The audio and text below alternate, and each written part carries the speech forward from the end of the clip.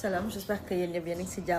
Je vais parler en français cette fois parce que je m'adresse à des personnes qui, je pense, devraient avoir ce message-là et qui parlent français du coup. Donc, on va faire l'effort de comprendre le français que je vais parler. Alors, il y a quelque temps, il y a eu une certaine compétition, apparemment dont l'objectif était de réunir des pays d'Afrique et qui s'est soldée par la suite par une élimination de part et d'autre des nations et qui a permis à notre compatriote sénégalaise d'aller jusqu'en finale avant de perdre la face devant un jeune Togolais.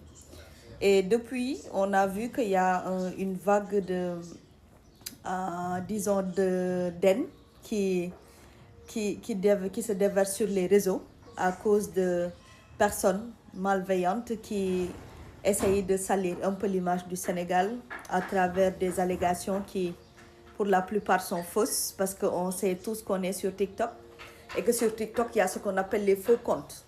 Donc, certainement, il y a des personnes qui se prétendent être des Sénégalais, qui disent du mal des autres, ou d'autres Sénégalais qui sont juste jeunes, qui, à travers la déception de ne pas gagner, peut-être se laissent aller à travers les commentaires et qui n'a rien forcément de...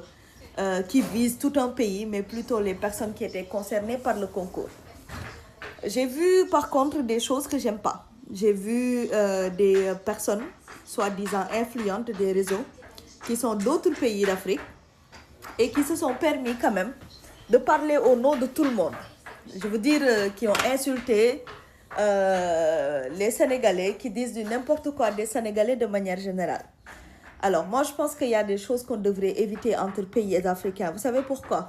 Il y a énormément de nations étrangères qui aimeraient nous voir nous entretuer parce qu'il y a leurs intérêts autour de tout ça. La deuxième chose, c'est quoi? C'est qu'aujourd'hui, on est ce continent-là qui est très en retard sur les questions de développement liées d'abord à la survie humaine, à travers l'autosuffisance alimentaire, à travers la bonne gouvernance, à travers la paix et la sécurité de nos pays. Donc je pense que notre priorité devrait être ailleurs, si ce n'est nous haïr entre nous. Maintenant, quand on arrive au fait de dire que les Sénégalais sentent mauvais, que le Sénégal est un mauvais pays, que le Sénégal, les gens qui y vivent sont des illettrés, je pense que c'est mal nous connaître et c'est mal connaître l'histoire du Sénégal. D'abord, les gens du Sénégal ne sont pas sales. Regardez mon teint. Regardez-moi, je ne porte même pas de boucle d'oreille. Et je vous assure que il y a certaines d'entre vous là qui n'oseraient pas se mettre à côté de moi. Et je suis l'une des plus petites beautés du Sénégal. Ok? Ça, c'est une. La deuxième chose, vous parlez de niveau d'intellectualité. Vous dites que les Sénégalais sont des illettrés. Mais attention, vous glissez dans un terrain qui est assez glissant. Et il ne faut pas aller au bout de ça. Parce que sinon, vous risquez d'avoir des surprises. Pour rappel, je vais vous rappeler 3 choses. La première, c'est que les universités du Sénégal sont bondées de monde, de personnes qui viennent de chez vous. Si vous aviez autant de bonnes universités que les nôtres, vos fils resteraient chez vous. Comme il existe au Sénégal des personnes qui vont chercher de la connaissance ailleurs.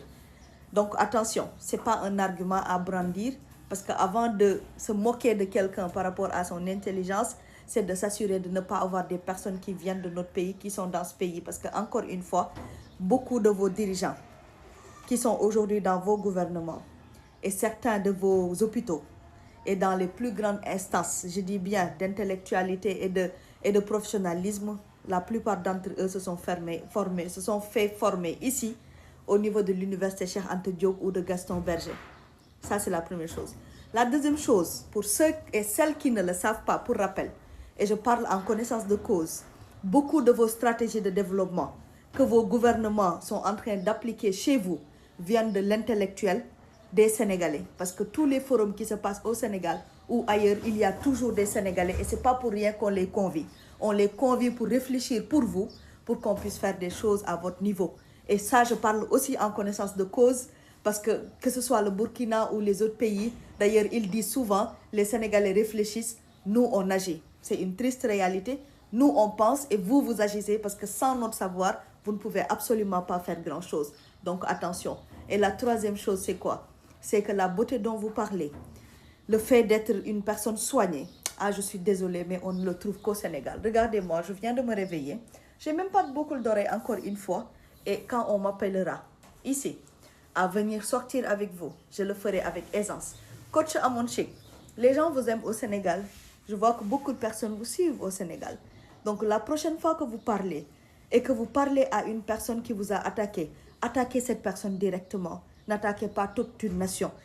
Parmi ces personnes-là de cette nation, il y en a qui vous aiment, qui vous suivent, qui vous ont jamais rien dit de mal. Et d'ailleurs, parmi nos fils, il y en a un que j'ai suivi une fois, notamment MMK, qui vous a donné beaucoup d'argent sur vos lives. Vous dites que vous avez réussi votre vie, qu'il y a beaucoup de personnes qui n'ont pas réussi à faire ce que vous avez fait. Madame, je vous rappelle juste une chose, que la vie de quelqu'un n'est pas la vie de l'autre. Connaissez votre parcours, vous ne connaissez pas le parcours des autres. Encore que, si vous dites que vous avez réussi votre vie, moi je ne vous envie pas par exemple. Parce que moi par exemple, je vous vois que être dans des directs où on vous donne de l'argent. Les gens passent leur temps à vous donner de l'argent. Pendant que des gens comme nous ne pensons pas vivre des recettes de TikTok par exemple. Donc chaque personne a sa vision de ce que ça veut dire réussir. Nous vous l'acceptons, vous avez réussi à votre façon, parce que selon vous, réussir, c'est être sur les réseaux et se mettre tout le temps en live et attendre qu'on vous donne de l'argent pour vivre. Ça, c'est votre réussite à vous, on l'accepte. Mais ne dites pas que les autres n'ont pas réussi leur vie, parce que chacun a sa notion de la réussite de sa vie, parce qu'il y a une différence entre réussir sa vie et réussir dans la vie. Certainement, vous avez réussi votre vie à vous, à votre niveau, parce que c'est vous qui appréciez, mais ne dites pas que les autres n'ont pas réussi, s'il vous plaît. Et ayez la sagesse aussi, la prochaine fois que vous allez vous attaquer à une personne, attaquez-vous à la personne qui vous a carrément dit du mal, pas à toute une nation, parce que ce serait injuste quand même. J'ai vu l'autre aussi, le général, je sais pas, Makosso ou je sais pas quoi. Général Makosso, le Sénégal et la Côte d'Ivoire, ils s'aiment. C'est une seule nation. Au cas où vous l'aurez oublié, on n'a jamais eu de problème. Et je pense que cette histoire-là ne concerne pas la Côte d'Ivoire. Ça concerne une seule personne, Coach Amon Chic, à qui quelqu'un d'entre nous a dit du mal. Et ça peut arriver sur les réseaux. Moi, même quand je fais des contenus, même quand c'est positif, les gens m'attaquent. Donc, quand on est sur les réseaux, c'est un réseau public où chacun se permet de dire ce qu'il veut. Donc, ce serait injuste quand même. Je pensais qu'une personne de votre sagesse éviterait de faire ce genre de choses, d'autant plus que ce n'est pas la première fois. Vous aviez parlé lors de notre incidence avec le gars de la Guinée, et là, ça recommence. Vous prenez trop vite parti. Un sage ne se comporte pas comme ça, monsieur. Un sage ne se comporte pas comme ça. Et votre fille, elle est aimée chez nous. Donc, faites attention à ce que vous dites également. Le Sénégal, c'est une nation qui se respecte, qui sait qui elle est, qui a eu des hommes intègres et des femmes intègres.